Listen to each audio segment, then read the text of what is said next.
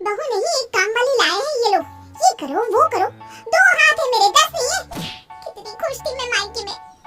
प्रिया की अभी नई नई शादी हुई थी और ससुराल उसे कुछ खास भा नहीं रहा था।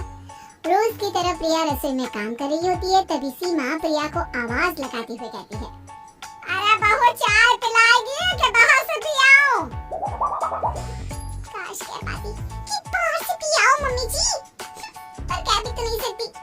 गलती हो गई मेरी, जो मम्मी की बात मानकर करण को हाँ कर दिया था। वरना उस सौरव से शादी हुई होती तो नाक कचाकर आगे पीछे घूमते मेरे। अरे बहू चाय पिलाने का इरादा नहीं है क्या? लो मम्मी जी, आ गई मैं। लगता है आज गले से खून निकाल कर ही मानेंगी आप। पीजिए आपकी चाय और गुस्सा शांत कीजिए, वरना तबीयत बिगड़ जाएगी। तेरी सास किसी के लिए अपना एक बूंद पसीना ना खर्च करे बहू।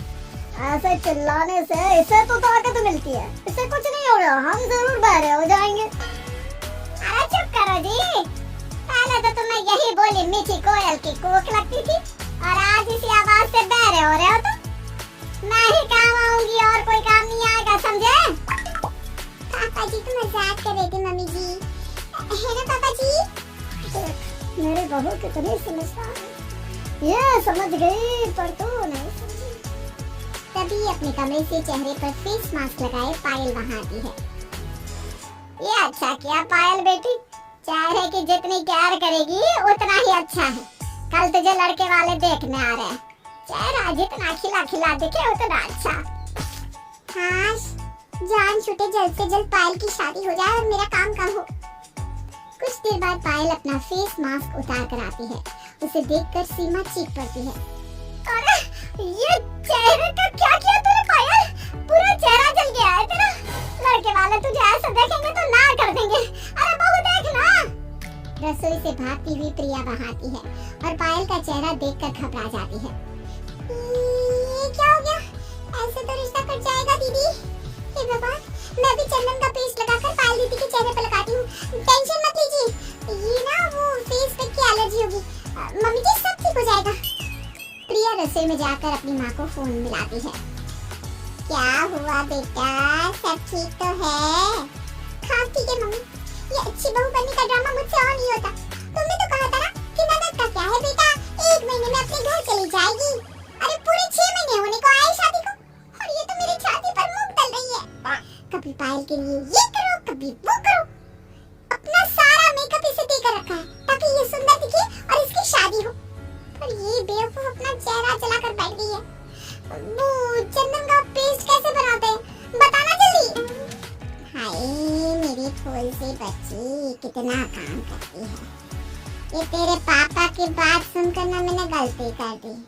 उन्होंने कहा था इकलौता बेटा है, बेटी की भी शादी की बात चल रही है, प्रिया बड़े चैन से रहेगी। इससे अच्छा तो वो सौरव था। तेरे पापा ना किसी काम के नहीं। चल तू लेप बनाने की रेसिपी लिख और इस बार अपनी ननद की शादी करवा ही देना। हाँ मम्मी, ऐसा मिश्रण बताओ कि दुनिया की सबसे सुंदर लड़की पायल ही लगे। तभी वहाँ सीमा आ जाती है और प्रिया के सर पर हाथ फेरते हुए कहती है, कितना प्यार करती है तू पायल से, भगवान सबको तुझ जैसी भाभी दे। प्रिया के लिप से पायल का चेहरा ठीक हो जाता है। अगली सुबह 4 बजे उठकर ही प्रिया खाना बनाने की तैयारी में लग जाती है। अरे भोला भैया, पर्दों को चेंज कर दीजिए और सोफा कवर भी, कुछ भी पुराना नहीं लगना चाहिए। हाँ भाभी। प्रिया की आवाज सुनकर सभी जाग जाते हैं। ये सुबह सुबह तुमने भोला भैया को क्यों बुला लिया? आज मेरी इकलौती ननद को लड़के वाले देखने आ रहे हैं, कोई कमी नहीं होनी चाहिए। हेल्पर चाहिए था तो भोला भैया को बुला लिया और आज भोला भैया मेरा रसोई में हाथ बटाएंगे। दुकान तुम्हें आज अकेले ही संभालनी पड़ेगी। बड़ा लकी हूँ मैं जो तुम इस घर में आई। हाँ भैया, भाभी ना मेरी बड़ी फिक्र करती है। अरे पायल, तुम क्यों उठ गई?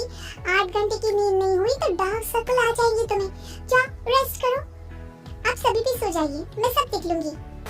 प्रिया सारी तैयारियां अच्छे से कर देती है। दोपहर के खाने के वक्त लड़के वाले आते हैं। जाओ बेटा, मेहमानों के लिए नाश्ता लेकर आओ। पायल रसोई में जाकर प्रिया का बनाया खाना बाहर टेबल पर रख देती है। सब कुछ पायल दीदी ने बनाया है अपने हाथों से। सुबह 4 बजे से काम कर रही है बेचारी। ये सोफा, पर्दे सब हैंड स्टिच्ड है। बड़ी टैलेंटेड है पायल दीदी।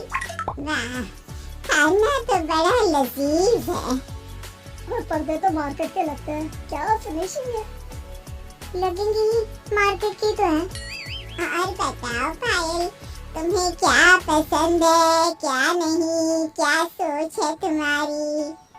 पायल नजर झुकाती है और अपने हाथ पर लेके आंसर्स को पढ़ना शुरू करती है। मुझे वो हर चीज पसंद है जो मेरे मायके वालों को पसंद है, और जो इन्हें ना पसंद हो वो मुझे नहीं पसंद। और शादी के बाद मेरी पसंद वही होगी जो मेरे ससुराल वालों की पसंद होगी। वाह, क्या संस्कार है। पायल के जवाब सुनकर सीमा हक्की बक्की रह जाती है और फुसफुसाते हुए रमेश से कहती है, इसे इतना अच्छा बोलना कहाँ से आ गया? अरे भाग्यवान, सारे सवालों के जवाब प्रिया ने उसकी हथेली पर पहले ही लिख दिए। तुम्हारी बेटी ने बस उसे देखा और चप्पर चप्पर बोल दिया। हमें तो ये रिश्ता मंजूर है। हम तो कुंडली मिलाना, मुहूर्त ये सब नहीं देखते, पर आप लोग अपने पंडित को दिखा लीजिए और मुहूर्त पक्का करके हमें बता दीजिए, ताकि हम भी तैयारियां शुरू कर सके। हे भगवान, तेरी लीला अपरंपार। जल्दी से जाकर ये न्यूज़ मम्मी को देती हूँ। प्रिया अपने कमरे में जाकर अपनी माँ को फोन मिलाती है। मम्मी, मम्मी रिश्ता पक्का हो गया। बड़ी संतुष्टि मिली आज। बस तेरी ननद एक बार विदा हो जाए, फिर क्या सब तेरी मुट्ठी में। भोला भैया को जो बुलाया है, कोशिश करना कि वो जाए ही ना। पायल का बहाना बनाकर उसे घर पर ही रख। पायल की शादी के बाद फिर उन्हीं को परमानेंट रख लेना। मेरी सास इतनी भोली नहीं है मम्मी, वो तो भोला भैया को निकाल ही देगी। तब तेरे पास बोलने को रहेगा ना कि पायल दीदी के काम के वक्त नौकर रह सकता, तो मेरे लिए क्यों नहीं? तो ज्यादा सोचना, जल्दी से अपनी ननद की शादी की तैयारियों में लग जा। प्रिया पंडित जी को फोन मिलाती है। अभी से 8 महीने तक तो कोई अच्छा मुहूर्त नहीं है बेटा। पंडित जी, इस महीने की आखिरी तारीख का एक मुहूर्त आप मेरे घर वालों को बता दीजिए, ताकि आपके खर्चे का ध्यान मैं रखूंगी। अब तक ठीक है ना? और वही होता है, प्रिया की खुशी का कोई ठिकाना नहीं रहता। वो एक पैर पर पूरा काम संभाल लेती है।